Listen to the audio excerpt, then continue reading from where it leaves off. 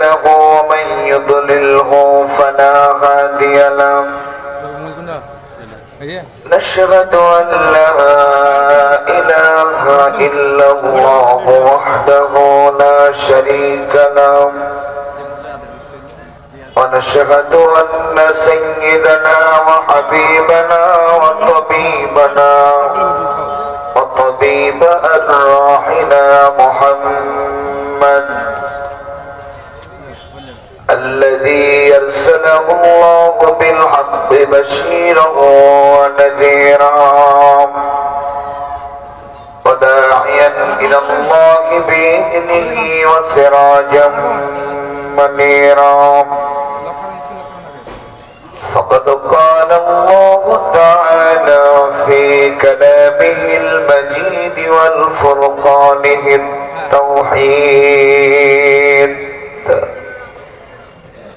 জবান খুলে সকলে আমার সাথে পড়ুন আউযু বিল্লাহি মিনাশ শাইতানির রাজীম বিসমিল্লাহির রাহমানির রাহিম আলিফ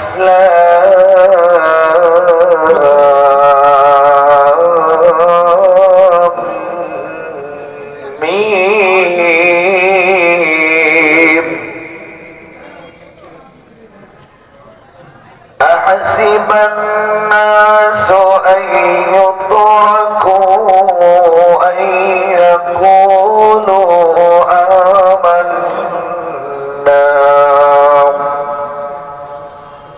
أن يقولوا آمنا وهم لا يفتنون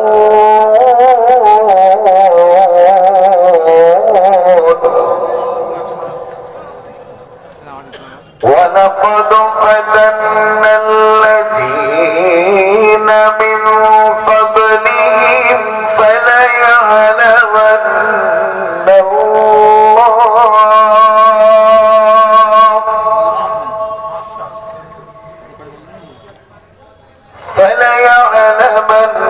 الله الذي صدق وليعلمن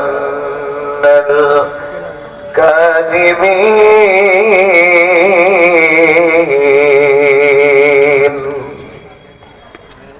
صدق الله العظيم قال النبي صلى الله عليه وسلم أول ما يحاسب به العبد يوم القيامة السلام وقال تعالى في شان حبيبه إن الله وملائكته يصلون على النبي يا أيها الذين آمنوا صلوا عليه وسلموا تسليما اللهم صل على سيدنا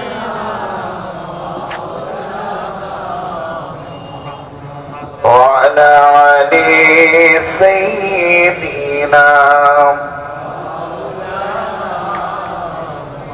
রাসূলের প্রতি ভালোবাসা আছে কার কার দুটি হাত তুলে দেখান নারায়ে তাকবীর এত আস্তে আওয়াজ দিলে হবে না নারায়ে তাকবীর রাসূলের ভালোবাসা আছে না নাই অল্প না বেশি যদি বেশি থাকে হৃদয়ের সবটুকু না বেগ অনুভূতি উজাড় করে রাসূলের প্রেমে পাগল হয়ে পড়ুন আল্লাহুম্মা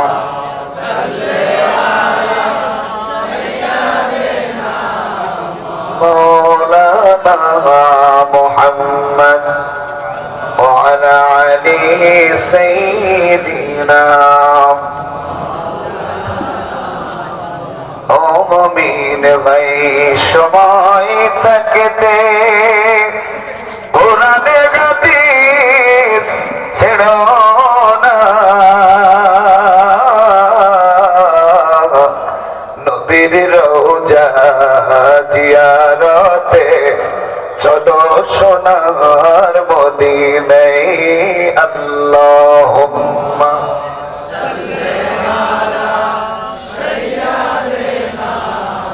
বসে পড়ুন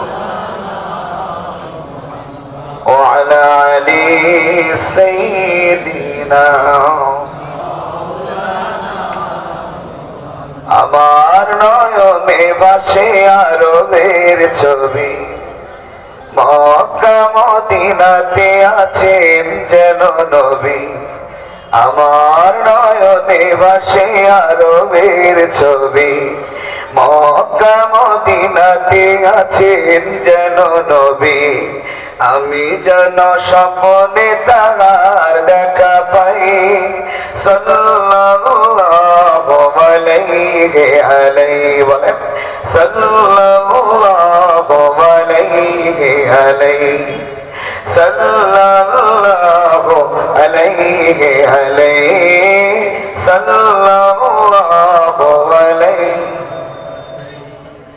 আমি যেন তার হাতে রেখে গান হৃদয় হৃদয় মিলে জপি সারাদা আমি যেন তার হাতে রেখে গান হৃদয় হৃদয় মিলে জপি সারাদা তারি সাথে হিজরাতে মদিনাতে যায় তারি সাথে হিজরাতে মদিনাতে যায় সাল্লাল্লাহু আলাইহি আলাইহি সাল্লাল্লাহু আলাইহি আলাইহি একটু জিকির করে লা ইলাহা ইল্লাল্লাহ জোরে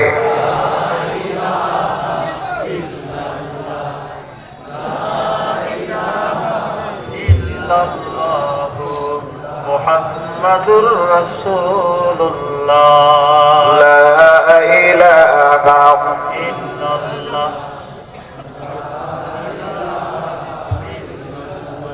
জোরে লা ইলাহা কষ্ট হচ্ছে ভাইজান আমি এক দেশ থেকে এসেছি আর এক দেশে কষ্ট যতটা আমার হয়েছে আপনাদের হয়নি আমি যদি প্রাণ খুলে আপনাদের সাথে আলোচনা করতে পারি আপনারা মাঝে মাঝে যদি একটু জিকির করতে বলি একটু জোরে করতে পারবেন না জবান খুলে লা ইলাহা ইল্লাল্লাহ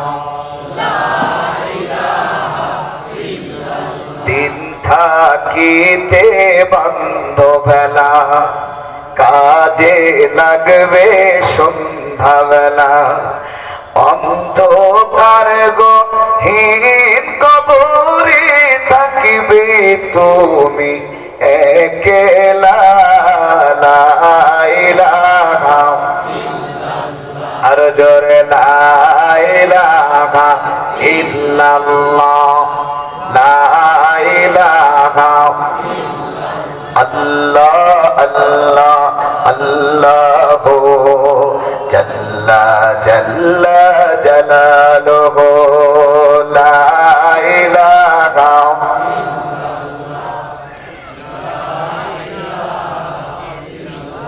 লা ইলাহা ইল্লাল্লাহ মুহাম্মাদুর রাসূলুল্লাহ আল্লাহুম্মা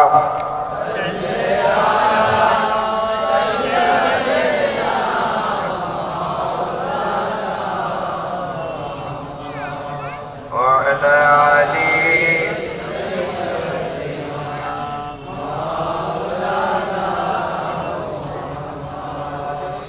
الحمد لله رب العالمين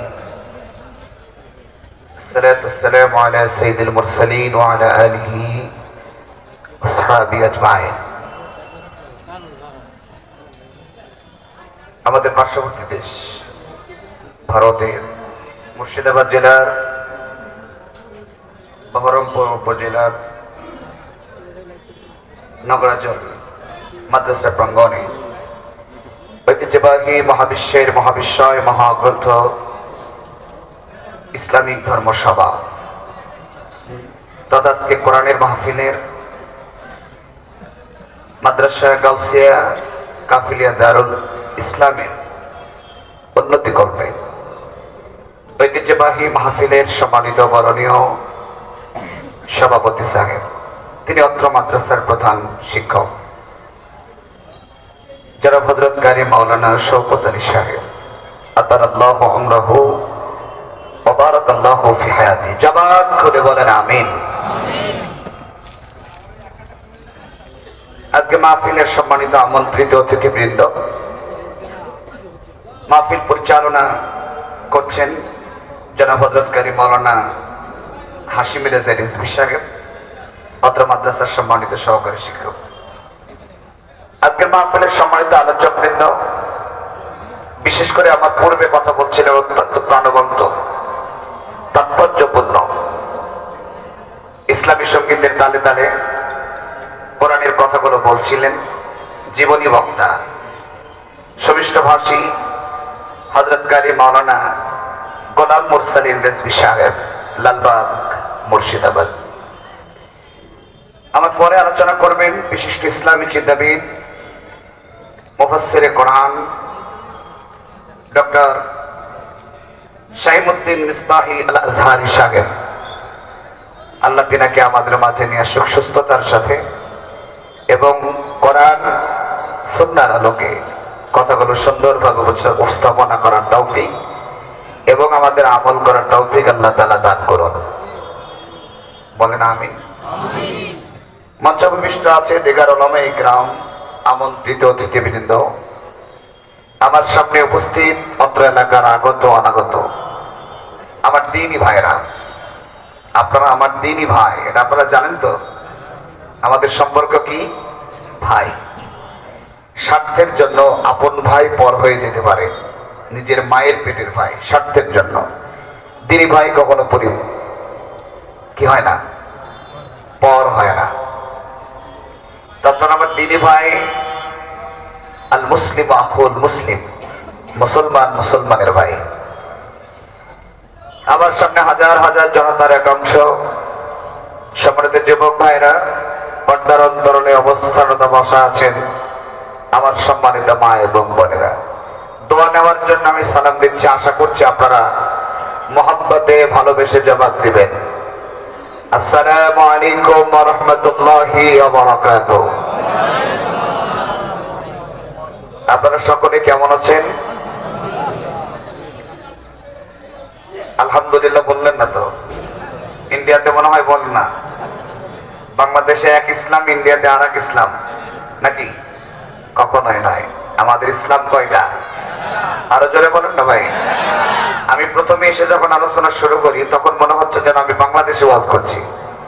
আপনারা জানেন কিনা, আমার বাংলাদেশে হাজার হাজার মানুষ হয়, তাদের সামনে যদি বলা যায় যে একটু জোরে বলে, এত জোরে বলে সেটা থামাতে হয়, আপনারা আসতে বলেন। আমি প্রথমে এসে মনে হলো আপনারা যেভাবে দরুদ পড়ছিলেন মনে হচ্ছিল যেন আমি বাংলাদেশি কথা বলছি। এটাই হওয়া উচিত। আমরা এখানে এসেছি না আল্লাহ নিয়ে এসেছেন? কে নিয়ে এসেছেন আমাদেরকে? সে আল্লাহর নামে আমরা শুকরিয়া আদায় করছি, বলছি আলহামদুলিল্লাহ। আর একটু জোরে বলা যায় না? মানে বললেই আপনারা বলেন, তাই তো? আলহামদুলিল্লাহ। আমাকে তো জানতে হবে। ইন্ডিয়াতে অনেক আগে থেকে আসি, কিন্তু মুর্শিদাবাদে এই প্রথম, মুর্শিদাবাদ জেলাতে, অত্র এলাকায়। আল্লাহর দরবারে শুকরিয়া আদায় করে আমরা শেষ করতে পারবো না, কারণ তিনি আমাদেরকে সুস্থ রেখেছেন। আমার ভাষা বুঝতে কি আপনাদের কষ্ট হচ্ছে ভাইয়া? ক্লিয়ার বোঝা যায় না? আপনি একটু চিন্তা করে দেখুন একটি বার, আমাদের মতো কত মানুষ এখন হাসপাতালের বেডে পড়ে আছে, অসুস্থতায় ভুগছে, কত কষ্ট সহ্য করে তারা সেখানে আছে। আল্লাহ তাআলা আমাদেরকে সুস্থতার সাথে এখানে নিয়ে এসেছেন। আপনারা খুশি হননি? কারা কারা খুশি হয়েছেন একটু হাত তুলে তাকবীর দিন তো। নারায়ে তাকবীর। আওয়াজ কি এই পর্যন্তই থাকবে না আর একটু বাড়বে? আমি আমার কথাটাকে বলি, হাত নামান। আপনারা বাংলাদেশের বক্তা দাওয়াত দিয়েছেন, মনে করছিলেন অনেক বড় সড়ো হবে, মুরব্বী টাইপের হবে, কিন্তু আসলে তা না। আপনারা যা ভাবলেন তা না। আমি খুব ছোট একজন মানুষ, আপনাদের সন্তানের বয়সের, কিন্তু আলোচনা হবে কোরআন থেকে ইনশা। আমি যতটুকু যেটা বলতে বলবো একটু জোরে সোরে বলবে, তাহলে আমার ওয়াজ করতে ভালো লাগবে। আপনারা আমাকে থেকে পালিয়ে যাবেন না তো, থাকবেন তো ইনশাআল্লাহ। তারপরে আল্লাহর নামে তাকবীর দিন, নারায়ে তাকবীর, নারায়ে তাকবীর। হাত তোলেন, হাত তোলেন। আমি বাংলাদেশ এর মতো মুসল্লি দেখতে চাই। নারায়ে তাকবীর। ইনশাআল্লাহ আল্লাহ তাআলা আপনাদেরকে কবুল করুন। সকলে বলেন আমিন।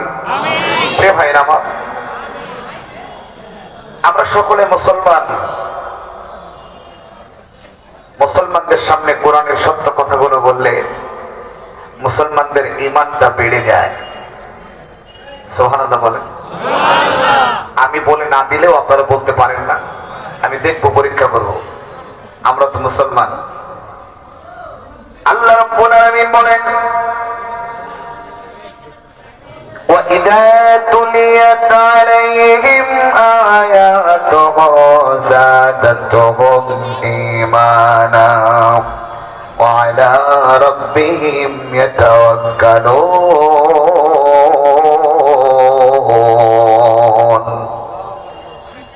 আল্লাহর বান্দাদের সামনে যখন কোরআনে কারীমের আয়াত তেলাওয়াত করা হবে তখন তার ভালো লাগবে। কাদের ভালো লাগবে? যারা ঈমানদার বলে দাবি করে। এটা যেহেতু হিন্দুস্তান, এখানে অন্য ধর্মের মানুষও আসতে পারেন, এটা স্বাভাবিক ব্যাপার। কিন্তু যারা মুসলমান দাবি করেন, বলেন তো ভাইরা, কোরআনে কারীমের তেলাওয়াত আপনাদের কাছে খারাপ লাগে না ভালো লাগে? কোরআনে কারীম তেলাওয়াত করলে মনে হয় যেন এখনই নতুন তেলাওয়াত নাযিল হচ্ছে। আল্লাহ রাব্বুল আলামিন বলেন, ঈমানদারদের সামনে যখন কোরআনে কারীমের আয়াত তেলাওয়াত করা হয়, যখন শুনে শুনতেই মন চায়, আর যখন শুনতে মন চায় মনে রাখবেন তখন ঈমান বৃদ্ধি হয়। ঈমান বৃদ্ধি হয় তার, ঈমান আছে যার, যার ঈমান নাই বেড়ে যাওয়ার কোনো সম্ভাবনাও নাই। ঈমান যখন বেড়ে যায়, আল্লাহর গোলামের অন্তরে আল্লাহর নামটা বেরিয়ে যায়। তেলাওয়াতের শেষে তার জবান থেকে আল্লাহর নাম বেরিয়ে যায়। আমি পরীক্ষার জন্য আরেকটিবার তেলাওয়াত করবো। আসলে কি আমাদের ঈমানটা বেড়ে যায়? আমাদের জবান থেকে কি আল্লাহর নাম বের হয়? আমি একটু পরীক্ষার জন্য, আমি বলবো না আসলে আপনারা বাস্তবতার সাথে ঈমান বাড়ছে না শুধু শুনতেছেন দেখার জন্য, এসে একটু আমি পরীক্ষা করার দরকার। وَإِذَا تُلِيَتْ عَلَيْهِمْ آيَاتُهُ زَادَتْهُمْ إِيمَانًا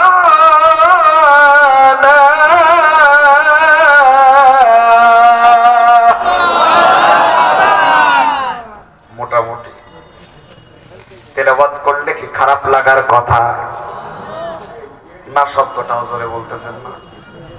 আমি বড় বিপদে আছি আজকে আল্লাহ, আমি আমার ভাইদের মনে হয় বোঝাতে পারছি না। তেলাওয়াত করলেই ঈমান বৃদ্ধি হয়, ঈমানদারদের জবানে আল্লাহর নাম শুরু হয়ে যায়। নারায়ে তাকবীর। আল্লাহ তাআলা বলেন, ঈমানদার বান্দার যখন ঈমানটা বৃদ্ধি হয়ে যায়, যতই কোরআনের আলোচনা শুনবে ততই আমল করার জন্য তার মনটা বারবার কোরআনের দিকে ফিরে আসবে। আর যারা কাফের, কোরআন যার ভালো লাগে না, দুনিয়াতে যারা দুনিয়া দুনিয়া করে চিল্লায়, বলুন তো ভাইরা, যারা দুনিয়া দুনিয়া করে চিল্লায়, চেষ্টা করলেও কি তারা সারা জীবন এই দুনিয়াতে থাকতে পারবে নাকি? দুনিয়া থাকার জায়গা না রে দুনিয়া, দুনিয়া থাকার জায়গা না। আপনি চেষ্টা করলেও থাকতে পারবেন না, আপনি ইচ্ছা করলেও থাকতে পারবেন না, আপনি চলে যেতে চাইলেও জোর করে যেতে পারবেন না, যতক্ষণ পর্যন্ত আপনার ডাক না আসে। তাই আমার বাবাজিরা আমার, দুনিয়া থেকে বিদায় হবার পরে অন্য একটা জগৎ শুরু হবে, যেই জগতের নাম হলো বারজাখের জগৎ, এরপরে আখিরাতের জগৎ। এই জগৎগুলো আমাদের পরে দিতে হবে। দুনিয়া থেকে আমাদেরকে বিদায় হতে হবে, যেতে চাইলেও যেতে হবে, যেতে না চাইলেও যেতে হবে। সুতরাং যেতেই যখন হবে, যাওয়ার জন্য প্রস্তুত গ্রহণ করেছেন তো? কত মানুষ আমাদের সামনে আসলো, কত মানুষ আসলো চলে গেল। আসার একটা সিরিয়াল আছে, আগে আসে দাদা, তারপরে আসে বাবা, তারপরে সন্তান। কিন্তু দেখা গেল কত সন্তান বাবার কাঁধে কবরের জগতে চলে গেল। ঠিক বললাম না ভুল বললাম? সুতরাং আসার একটা সিরিয়াল আছে ভাইজান, যাওয়ার কোন সিরিয়াল নাই। কোথায় গিয়ে মরবো, কারা আমাদের দাফন করবে, তা কারা আমাদের পাশে বসে কোরআন পড়বে, কোন জায়গায় দাফন হবে আমরা কিন্তু কেউ তা জানি না। ঠিক না বেঠিক? যেটাই হবে একটু জোরে বলবেন, তাহলে আমি বুঝবো যে আপনারা আমার আলোচনা শুনছেন।